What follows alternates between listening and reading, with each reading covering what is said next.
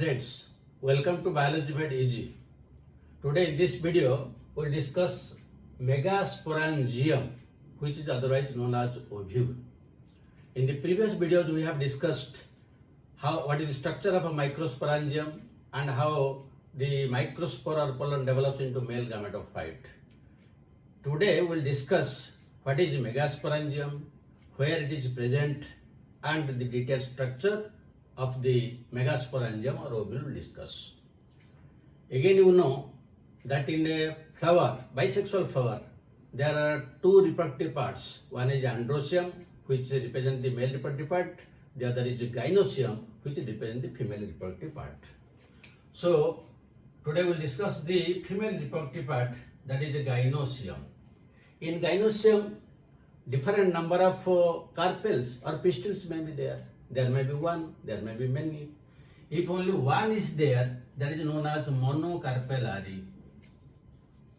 Monocarpellary. And the common example, you can take entire Fabaceae family. Only one. Also you can take the case of mango. While polycarpellary. Polycarpellary means the number of carpels are more than one. Maybe bicarpellary, tri, tetra, multicarpellary there. And the common examples you can take the entire Solanaceae family and the Malvaceae family. Malvaceae family. These are the different examples. So it may be monocarpellary or it may be polycarpellary. Now, when it is the question of polycarpellary arises, then again two conditions will arise. When there may be 2, 3, 4, 5 more number of carpels are there, whether they are free or they are united. So again, this polycarpellary, it may be of two conditions. It may be apocarpus or syncarpus. Apocarpus means the carpels are free and syncarpus means they are united.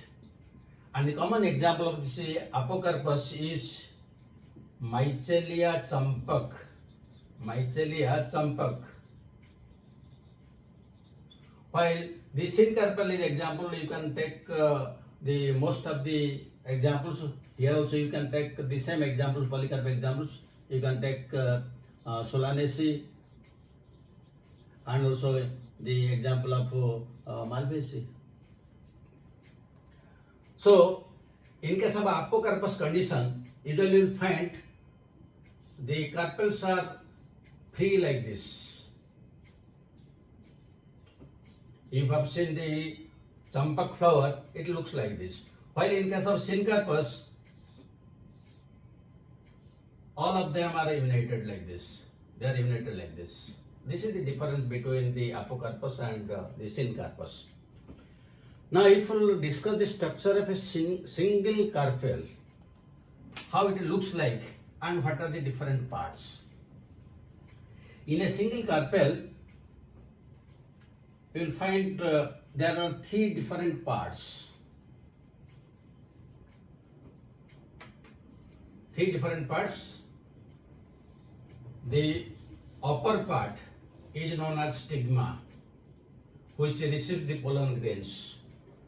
The long tube-like structure is known as style, and the basal swollen portion is known as ovary. Inside the ovary, there are different chambers or locules. This is known as ovarian chamber, or we can call it as a locule. Now, this locule may be 1, 2, 3, 4 like that, and accordingly we can call them as unilocular, bilocular, trilocular, pentalocular, and so on, multilocular like that. Now, within this ovarian chamber or locule, the placenta are arranged.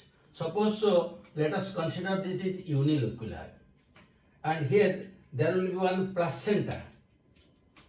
Earlier you know what is placenta? Placenta is a structure with which the ovules are attached. So suppose this is the placenta. With this placenta, the ovule is attached. Now the ovule will be attached like this. So this is the ovule. Suppose this is the ovule. So this is the placenta and this is ovule. Now depending upon this, how the placenta is attached, it may be basal, marginal, parietal, axial, all these things. That is discussed in separate videos. But here, just for your information, the ovule is attached to this placenta, and this ovule, which is present within the ovary, this ovule is known as megasporangium. Megasporangium. That means the entire the structure, the stigma, style, and this carpel. The carpel is known as megasporophyll. The entire carpel is known as megasporophyll. And within this megasporophyll, there is megasporangium within ovary, which is otherwise known as ovule. Now, within this ovule, there will be production of megaspores, which is known as megasporogenesis. But that we'll discuss later on. Let us first discuss what is the structure of this ovule. Now, let us draw here another diagram. This is the structure of one ovule. The central massive tissue of this ovule, this is known as nucellus. Nucellus. The nucellus is surrounded by coverings which are known as integuments. So there may be a single integument, there may be two integuments like this. And the opening where the integuments are not present, this is known as micropyle. And the basal side, this is known as chalaza. Chalaza. Now, how this ovule is attached? This ovule is attached by means of a stalk-like structure. This is known as funicle. Funicle. And the funicle is attached to the placenta. This is the placenta. This is the placenta, and the funicle is attached to the placenta. Now the point at which this funicle is attached to the ovule, this point is known as hilum. Hilum. And if this hilum stretches some way in between, this is known as raphe. That means you see what are the different parts of an ovule or megasporangium. It has a massive tissue at the center, which is known as nucellus. It is surrounded by one or two integuments. And the integuments, they are not touching each other at a particular point, which is known as micropyle. And the micropylar side is the upper side. And the opposite side is known as chalazal side, or this is also known as basal side. Now, the ovule has a stalk-like structure which is in funicle, and by the help of funicle, it is attached to the placenta. And the point at which the funicle is attached to the ovule, that is known as hilum. If the hilum extends some way, then that is known as raphe.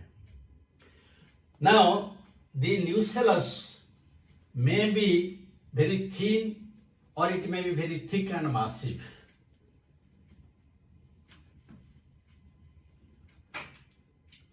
The nucellus may be tenuinucellate or it may be crassinucellate. So tenuinucellate means it is very thin. It is very thin, and it is usually thin and single layered, and it usually gives rise to unitegmic. That means there is only one integument. And here the example is, you will take the example of a gamopetali. While in case of crassinucellate, the nucellus is massive and thick, and it gives rise to bitegmic ovules. That means there will be two integuments as I have drawn here, and here the examples are polypetally and monopods. So this is the structure of the ovule.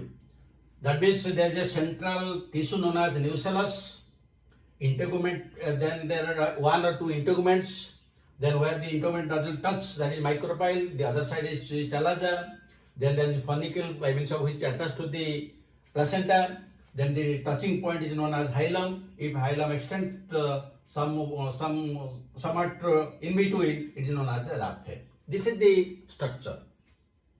But there are certain ovules where these integuments are completely absent. So in addition to this unitegmic and bitegmic ovules, you will also find there are certain which are known as ategmic. Ategmic means there is no integument at all. And the common examples are some parasitic plants like Loranthus and Santalum. Here you will find no integuments there. Again, there are some cases where you will find three integuments. They are known as tritegmic. And here the common example is lychee and asphodelus.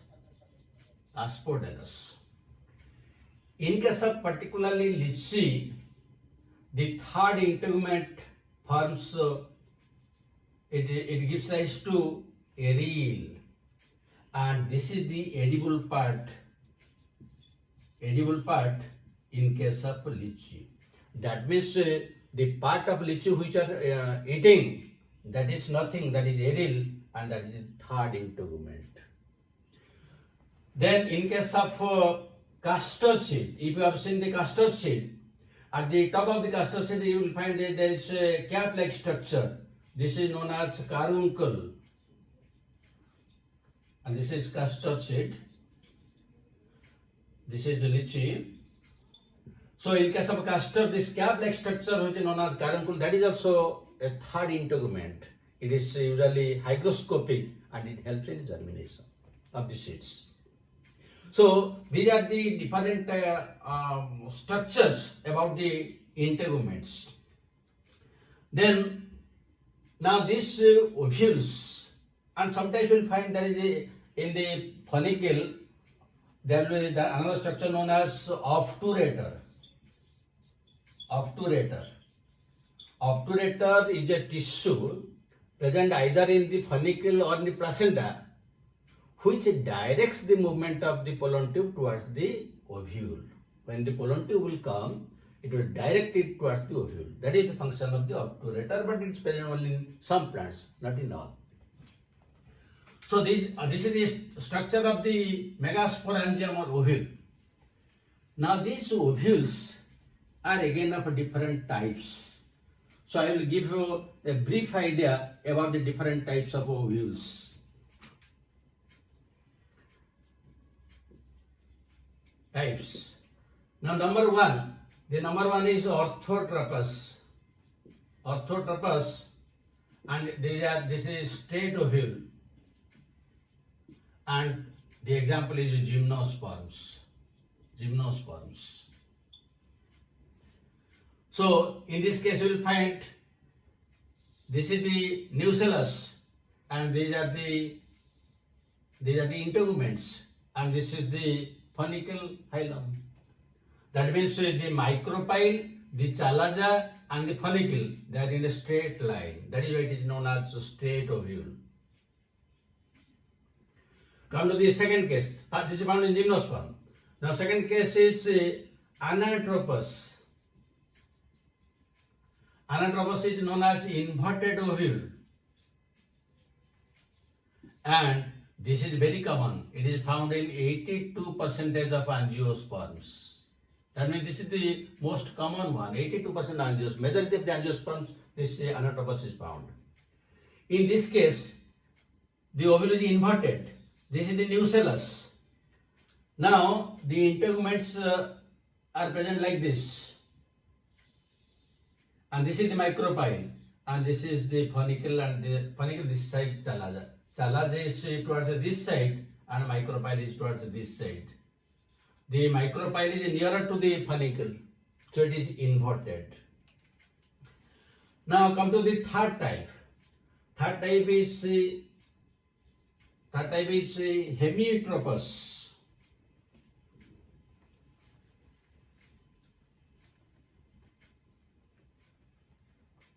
Hemitropous. This example is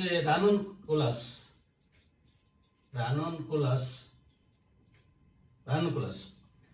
Here, the chalaza and micropyle are at a right angle to the funicle. This is the nucellus. Then this is the integument. So you see, this is chalaza side, this is micropylar side. Now this is the funicle. They are present at a right angle. This is hemitropous. Then the fourth one is campylotropous.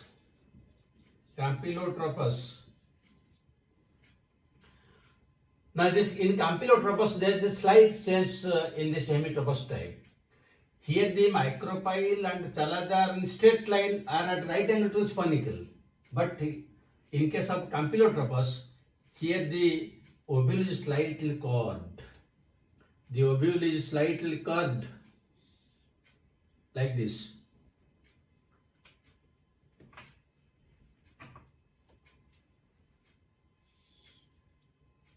Like this. It is slightly curved like this. So here the ovule is known as a horseshoe shaped. Horseshoe shaped. The ovule is horseshoe shaped. So this is usually found in the family Leguminaceae, under which the Fabaceae family comes. It is found in case of Poaceae. Poaceae, under which all the cereals, rice, wheat, maize, all this come under Poaceae. So they are commonly found. This is campylotropous. The fifth one is known as amphitropous. This is amphitropous or amphianatropous, because here it is exactly similar to this anatropous type. That means this is the nucellus, then these are the integuments, and this is the funicle, exactly similar to anatropous, but only one difference there. Within this nucellus, the embryo sac is there. Now here the embryo sac is curved. The embryo sac is curved like this. So here the embryo sac is horseshoe shaped. Now the embryo sac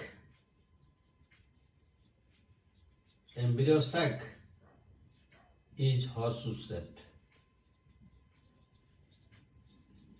Now here the students confuse. In amphitropous, the entire ovule is like anatropous, inverted, but the embryo sac or female gametophyte is horseshoe shaped. While in the campylotropous, the embryo sac is normal, but the ovule is horseshoe shaped. This you have to remember. Here the ovule is horseshoe shaped, here the embryo sac is horseshoe shaped. That is the major difference. And this type of amphitropous is usually, it is found in case of the amphitropous. It is found in most of the plants like it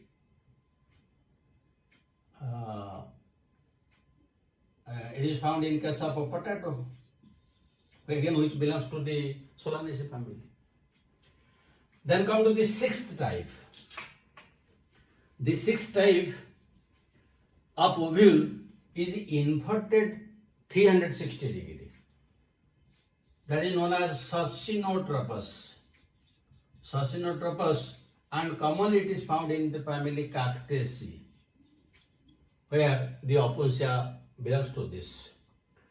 Here you see, this is the nucellus. Now the integument will start from this point. This is the integument. Now to this point it is 180 degree. Now again it will come like this. That means it starts from this point like this. It is present like this. The integuments like this. That means say it is turned 360 degree. So these are the 6 types of ovules: orthotropous, anatropous, hemitropous, campylotropous, amphitropous, and succinotropous. But the most common among these is anatropous, which is found in 82% of the angiosperms. So this is the idea about different types of ovules and the structure of ovule, which is also known as megasporangium.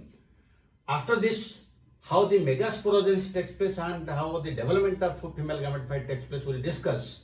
But before that, I will give you questions.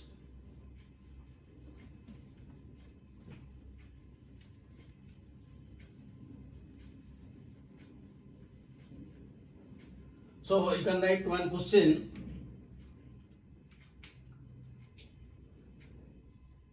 Which is the most common type of ovule? So here you can write orthotropous, anatropous, then amphitropous, and campylotropous. Second question. The part of the ovule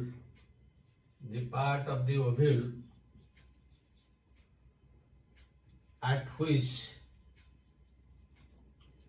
funicle is attached is known as A choice chalaza, B choice hilum, C choice raphe, D choice none of the above. So these are the type of questions which are usually asked. And if in which part of the plant body is known as ovule, megasporangium, microsporangium, then megasporophyll, microsporophyll, all these choices will be given. That is also a question. Megasporangium is otherwise known as ovule. That you have to remember. So thank you very much for watching it. Have a good day.